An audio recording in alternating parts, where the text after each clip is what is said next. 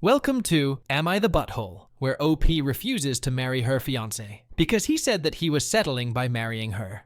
My fiancé, Liam, 26-year-old male, and I, 25-year-old female, have been together for 6 years, and we are supposed to get married in a few months. Everything was going so perfectly, or so it seemed. However, last week, I discovered the reality of my fiancé and his thoughts about our relationship, and I refused to marry him. Background. I met my fiancé at college, and we have been in a relationship since then. We lived a life together, moved to another city, bought a house, and even adopted a dog. He proposed in the most beautiful way last year, and I felt on top of the world. I believed he was the love of my life, the person with whom I wanted to grow old. However, last week, I saw something that has left me shaken to my core. I was using his laptop to work on a project. My laptop had crashed earlier that week, and he offered his. He works from home most days, so his personal stuff and his work stuff all mixed together. When I was looking for a document, I saw a folder that had my name on it. So naturally, my curiosity got the best of me, and I opened it. Maybe it was something sweet, pictures of us, a wedding planning document, or so I thought. Instead, what lay inside that folder was, well, it pains me to even write out. A bunch of papers labeled for the different phases of our relationship, from dating to engaged to pre-wedding. For a second, I thought they must be some kind of journal entries.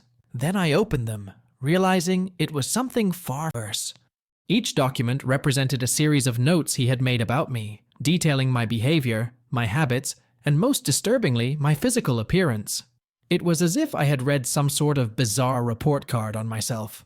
There were lists of my strengths and weaknesses, comments on how I had changed over the years, and notes on what he found attractive or unattractive about me. Some of what he had written was innocuous, like how much he enjoyed my cooking and how great I was at my job. But there were other things that made my stomach churn. He had written that I had let myself go after we started dating, even though I have always stayed active and healthy. Comments about my weight, my hair, the way I dressed, and even the way I talked. He had to tell me how my spark was gone. How he missed the thrill of when we first got together. The most offending part was one in which he had rated me on various parameters: looks, intelligence, personality, on a scale of 1 to 10. He had also compared me against other women he knew or had dated in the past. I couldn't believe what I was reading. It was as if I were some kind of project he was managing, not a person he loved. But that didn't end there. As I scrolled down further, something worse showed up. Screenshots of chats between him and his friends, discussing me in the most demeaning manner, making fun of my body and my habits. And he was joining in. They talked about how he was settling by marrying me, how he could do better, and how he should have played the field more before committing. He even joked once that he was taking one for the team because he married me, even saying in so many words that I was the best he could do at the time. I felt like vomiting. I couldn't believe that the man whom I thought I knew so well would say these things about me. How could he think this way and still ask me to marry him? How could he look me in the eye every day and act as if all was fine? I reached out to my fiancé, told him what I had discovered on his laptop, and asked him if he had such negative thoughts about me, why he was wanting to marry me. I said that he didn't need to settle by marrying me and suggested that he marry a girl he wants. OP's refusal is 100% justifiable, and she did nothing wrong. She should be grateful that she learned about the reality of her fiancé before the marriage. Therefore, she deserves 0 out of 5 on the scale. OP's fiancé is the type of person who treats women as objects and does not consider them human. He is a big jerk and deserves 5 out of 5 on the scale. Let's now move on to another Am I the Butthole, where OP suggests to her best friend that he should break up with his girlfriend, who is always talking about her ex-boyfriend. Now OP's best friend's girlfriend is mad at her. I, 29-year-old female, have been best friends with James, 28-year-old male, for years. In fact, we were classmates in elementary school. He broke up with his ex-girlfriend about a year ago and entered into a relationship with another girl, Harper, 27-year-old female, around 5 months ago. She has a bubbly personality, always seems happy, and is generally someone who can get along with anyone. However, she has a massive problem, which is why I suggested to James that he break up with her. Her problem is that she cannot stop talking about her ex-boyfriend Henry, 27-year-old male. I'm not exaggerating when I say it's at every single gathering we have. Be they birthdays, dinners, casual hangouts, game nights. No event is safe from the endless stories about Henry. It started innocently enough, like a casual mention here and there, but over time it's gotten out of control. It started innocently enough, like a casual mention here and there, but with time, it has run amok. When the first time she mentioned her ex-boyfriend, I didn't think much of it. At that time, we were out at a bar, and she was trying to tell us about this great trip she took to Europe with her ex-boyfriend. Sound fun, right? Okay, so she goes on for at least 20 minutes about how Henry planned it, how much fun they had, how he knew all the secret places in Paris that only locals go to. You get the idea. No big deal, just a story. But then she would just keep bringing him up in almost every conversation. I caught that, but at first I thought maybe it was just me being overly sensitive or something. Soon though, our other friends started making comments about it, and you'd see at the table every time she would launch into another story about Henry, these looks being exchanged like, oh boy, here we go again. And it wasn't just casual mentions, full-on stories of how Henry did this, how Henry thought that, how Henry was so good at planning things, how Henry was the best cook ever. It felt as though we were all dating Henry by proxy. James is a really laid-back dude. He's not one to get jealous that easily, and he's pretty secure in himself. But even he started to feel a little weird about it. You could just tell he was uncomfortable when she would go on one of these Henry tangents, but he'd usually just kind of laugh it off or try to change the subject.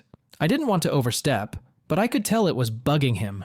But really, the final straw was actually on the night we went out for our friend Sarah's birthday dinner. We were all out at this nice restaurant, having a good time, and then Harper got on this thing about some Italian restaurant she had been to with her best friend.